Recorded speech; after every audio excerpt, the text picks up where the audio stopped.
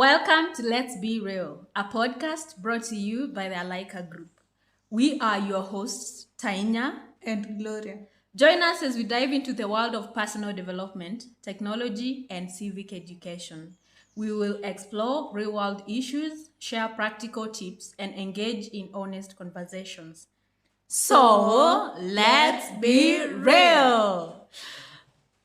We are beginning our podcast during an important time of the year, which is 16 days of activism. And for this reason, we are going to dedicate our first 16 episodes to gender-based violence.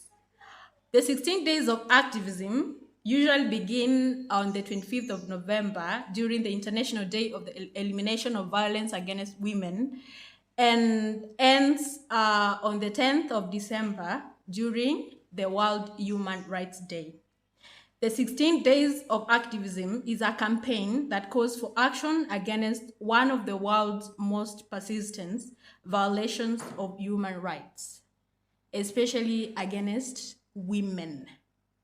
So we are joining other organizations in the world to raise awareness about gender-based violence, challenge discriminatory attitudes, and call for improved laws and services to end violence against women for good. In our first episode today, we are going to discuss the types of gender-based violence, which are physical violence, sexual violence, emotional and psychological violence, socioeconomic violence, and harmful traditional practices. Okay, let's go ahead and talk about sexual violence. Sexual violence is any completed or attempted sexual act against a person's will or against a person unable to give consent. Forms of sexual violence include rape. Rape is the non-consensual penetration of any part of the body, vagina, anus, or the mouth of the survivor with a sexual organ or any object or any other part of the body by force, threat of force, environment, or against a person incapable of giving genuine consent. Rape can be perpetrated by any person in a position of power, authority, and control, including a husband, intimate partner. The next form of sexual violence is sexual assault, which is any unwanted, non-consensual sexual contact that does not include penetration. Examples include forced or unwanted kissing, fondling, unwanted touching of a person's body, touching genital areas with body parts or other objects without penetration, attempted rape, and female genital mutilation / cutting. Sexual assault can be perpetrated by any person in a position of power, authority, and control, including husband, intimate partner, or caregiver. The third form of sexual violence is defilement, which is any act where a child is used for sexual gratification, including any sexual relations, interactions with a child.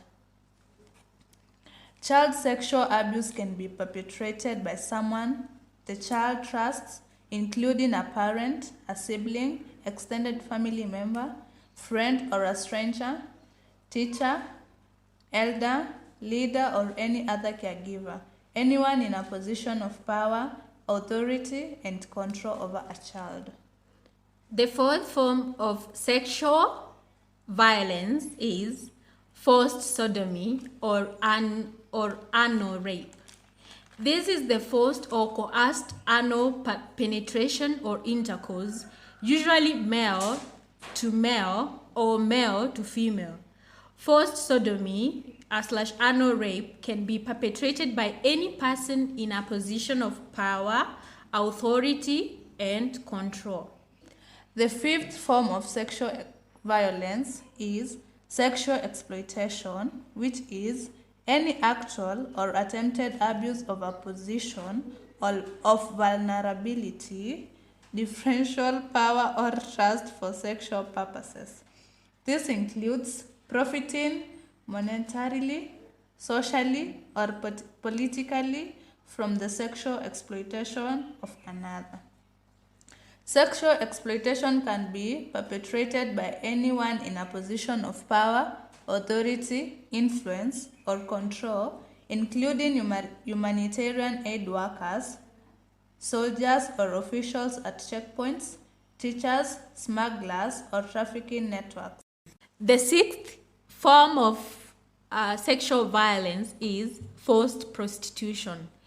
This is forced or coerced sex in exchange of material resources, services, and assistance, usually targeting highly vulnerable women or girls unable to meet basic human needs for themselves and or their children.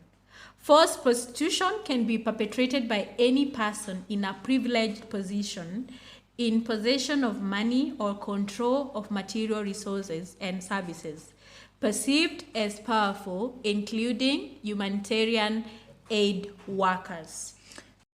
The last form of sexual violence is sexual harassment.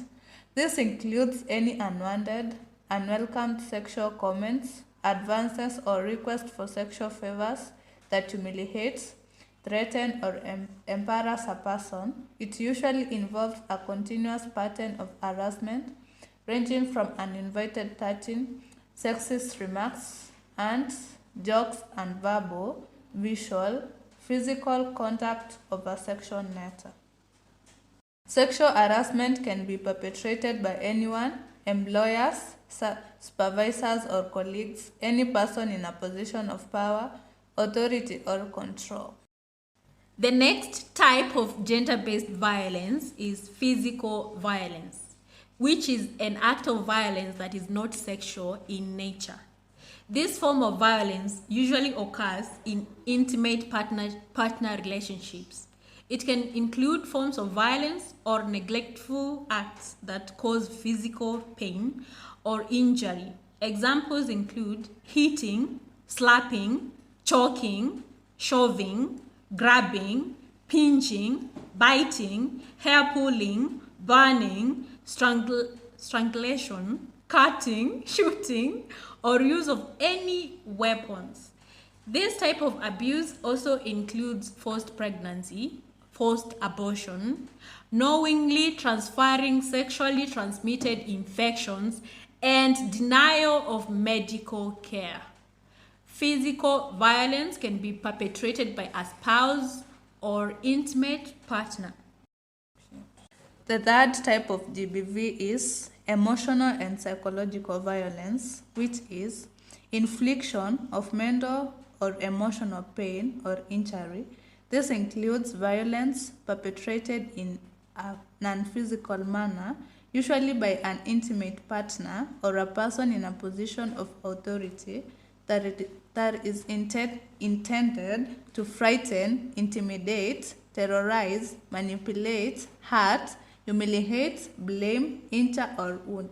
Forms of emotional or psychological violence include verbal abuse or humiliation, which includes insulting, degrading, demeaning, compelling the survivor to engage in humiliating acts, whether in public or private, denying basic expenses for family survival, or undermining self-worth and self-esteem. Verbal abuse or humiliation can be perpetrated by anyone in a position of power and control, often perpetrated by intimate partners or family members in a position of authority. Psychological abuse. Elements of psychological abuse include, but are not limited to, causing fear by intimidation, threatening physical harm to self, survivor, children, or family or friends, destruction of pets, property, or cherished items, or forcing isolation from family, friends, or school and or work. Psychological abuse can be perpetrated by an intimate partner or a relative. Confinement. This includes isolating a person from friends, family, restricting movement, deprivation of liberty, or restriction of the right to free movement. Confinement can be perpetrated by anyone in a position of power and control, often perpetrated by spouses, intimate partners, or family members in a position of authority. The other type of GBV is social or economic violence, which includes violence perpetrated in an unphysical manner, usually by an intimate partner, or embedded in laws and policies that deny women and girls access to income, earnings, and social opportunities for advancement. Other examples include discrimination or denial for opportunities, services, or resources, exclusion, denial of access to education, health assistance, or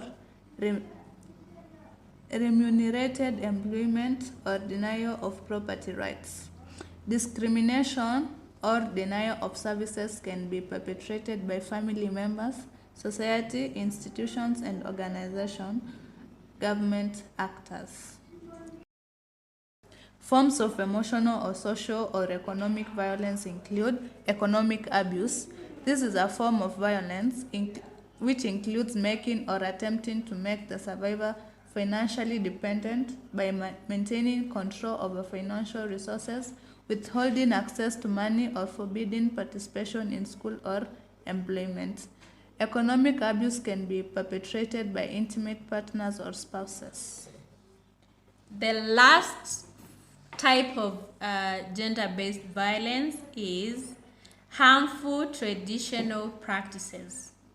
These are acts that can also be included in the other categories of GBV. However, they are specific to particular cultures in which girls and women are severely undervalued, considered second-class citizens, and have fewer rights.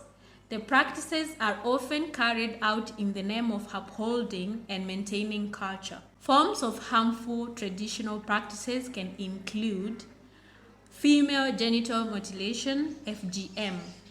This is the cutting of female genital organs for non-medical reasons, usually done at a young age. It ranges from partial to total cutting, removal of genitals, stitching, whether for cultural or other non-therapeutic reasons, often undergone several times during their lifetime. FGM can be perpetrated by traditional practitioners, supported, condoned, and assisted by family members, religious groups, entire communities, and some states. Okay, early marriage. Early marriage includes arranged marriage under the age of legal consent. Sexual intercourse in such relationships constitutes statutory rape, or girls are not legally competent to agree to such unions. Early marriage can be perpetrated by parents, communities, and states. Forced marriage. This is an arranged marriage against the survivor's wishes. Often a dowry is paid to the family. When refused, there can be violent and or abusive consequences. Forced marriage can be perpetrated by parents and family members. Honor killing. This is the maiming or murdering a woman or girl as punishment for acts considered inappropriate for her gender that are believed to bring shame on the family or community. Example, pouring acid on a young woman's face as punishment for bringing shame to the family for attempting to marry someone not chosen by the family, or to preserve the honor of the family, e.g., as a redemption for an offense committed by a male member of the family. Honor killing can be perpetrated by a parent, husband, other family members, or members of the community. Female infanticide and or neglect. This includes killing, withholding food, and or neglecting female children because they are considered to be of less value in society than male children. Female infanticide and or neglect can be perpetrated by a parent and other family members. Intimate partner violence. This is also called domestic violence or spousal abuse and may involve several different types of violence.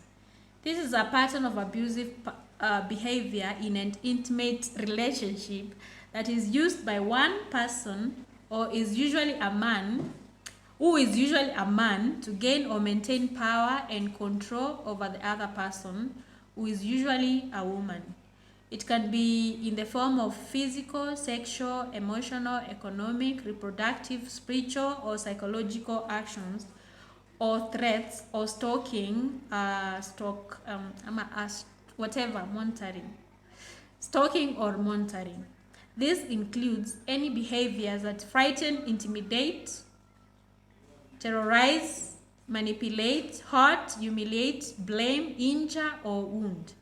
Intimate partner violence is characterized by a cycle of violence, as the violence happens repeatedly over time, and by behaviors used to establish power and control. So, Gloria, hizi ni vitu zenye tumeona zikihappen kwa community. Yes. Kwa sababu unaona mtu anakwambia, enda uache job. Mimi nitaprovide kwa family, nitakulea, nitakupea kila kitu. And then after umeacha your job, umekaa kwa nyumba, umepata mimba, umezaa, mtu anaanza kukwambia, we ni mtu bure kabisa. Mondo vadhei, hata hauwezi ukajinulia hata chumvi. Hata uwezi ukajipeleka salon. Unajua? Hizo vitu zote zinafanya mtu anaanza kushikwa na stress, anakuwa na low self esteem, which is something that we are going to talk unajua hata anaweza mobilize watu wengine wachukie marriage. Unajua ni ile unaambia watu what I go through, so watu wengine hata wanakuja kuchukia wanaume. Yes. Hata yeye pia mwenyewe anachukia wanaume kwa like we akijitoa, akipata opportunity ya kutoka kwa hiyo marriage aizi akatoka, na unasikia they do that for it's a form of power and control. Anataka ukae kwa maisha yake, sababu utakuwa mwingine atakwambia sasa ukitoka hapa hata unaenda wapi? Una place ya kukaa, watoto utalisha nini? Ni bado mimi unanitegemea sababu hauna job. So unaona, so all these forms of violence mimi naweza nikasema they are done by weak people wenye wanataka tu kucontrol watu. Sikia tu kama hiyo eti honor killing. Unasikia eti a certain mtu kwa familia yenu amefanya kitu and then wewe as a woman unapaswa kulipia aje sasa, na ukikosa kulipia eti unauliwa. Nishai watch movie nyingine of a woman mwenye aliuliwa kwa grounds that it alikuwa amecheat on bwanake, na ilikuwa uongo, ilikuwa like ni kitu wamespread tu. Bwanake alikuwa na kuna kitu bwanake alikuwa anataka, ama huyo mwanamke alikuwa anataka kumwacha huyo bwanake. I don't know the story well, but ni kitambo niliwatch. Alikuwa anataka kumwacha huyo bwana, no bwana since alikuwa anataka huyo mwanamke amwache, that anataka control.